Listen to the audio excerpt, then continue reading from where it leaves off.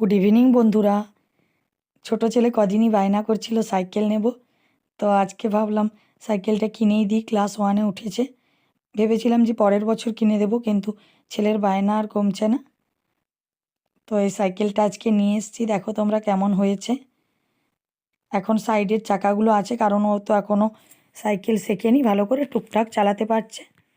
তো ওখানে তো দোকানের ভেতরেই মানে এত সাইকেল দেখে কোনটা চালাবে খুঁজে পাচ্ছিল না, একবার এটা চালাচ্ছিল একবার ওটা চালাচ্ছিল। তার মধ্যে এটাই চয়েস করে নিয়ে এসেছি। বাড়িতে এসেই যে চালাচ্ছে, এখন তো গার্ড দেওয়া আছে যার জন্য চালাতে পারছে। তো আস্তে আস্তে চালাতে চালাতে নিশ্চয়ই ভালোভাবে চালাতে পারবে। তাই ভাবলাম যে বন্ধুদের সাথে আমিও একটু শেয়ার করি।